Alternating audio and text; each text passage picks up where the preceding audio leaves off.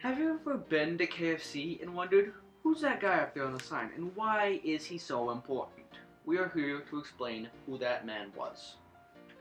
Colonel Sanders led the way in fast food specialization and internationalization of American fast food restaurants.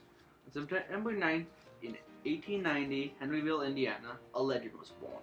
A legend that would forever change the world. His name was Harland David Sanders. In 1895, Wilbur Sanders, Harlan's dad, died of a fever, leaving Harlan Sanders as the man of the house who would, in 5 years, have to get a job to support the family. 2 years after Wilbur Sanders' death, Harlan Sanders had made his first loaf of bread, and it turned out perfectly. He was so proud of it, he walked 3 miles to show it to his mother, who worked in the canning factory. At the age of 10, Harlan Sanders got his first job cutting down tall grass with a scythe. He only made $2 a month, but it still supported his family. Unfortunately, he only lasted a month before getting fired for slacking off. His mother scolded him so much that from then on, he decided he would only give his best. Colonel Sanders had married his first wife at the age of 18, and to get his second job on the railroad, tending to the gases coming from the coal room so he could control the speed of the train car. He started out small, with his small ferry boat business that also supplied chicken. Unfortunately, not many people wanted the business he provided, and it quickly went bankrupt. Harlan Sanders had owned 4 businesses before KFC was born, all of which prepared him to create the second largest fast food empire in the world.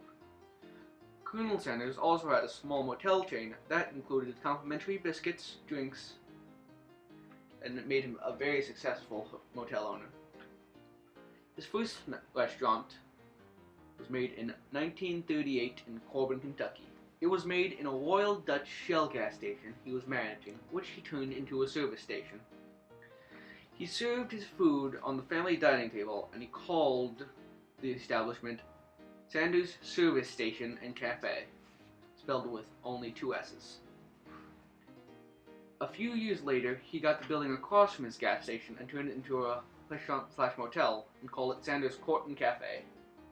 After many years of great business, the highway he was on was rerouted, making him bankrupt. At the age of 65, Sanders had arisen from his failed business like a piece of fried chicken being picked from the bucket and would rise from the ashes. He was living in his car, traveling around and trying to get restaurants to sell his chicken. Legend says that he was turned down 1,009 times before his chicken was accepted once. Each restaurant gave him 5 to 10 cents per chicken sold. Each chicken provided 3 meals. After just 10 years of hard work and cross-country trips to promote, in 1965, he sold his business for $2 billion, but stayed the face of Kentucky Fried Chicken.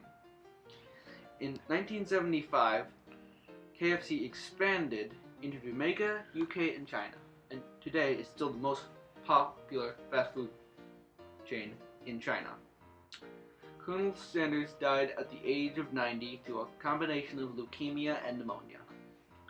Colonel Sanders is the reason we have international fast food chains, because his franchise was the first to go international, and his global success showed others that success was possible on an international scale, and that is why we chose him as our NHD topic. If it wasn't for Colonel Sanders, the fast food industry may have never went global, and we wouldn't get to enjoy the world's greatest chicken-based fast food.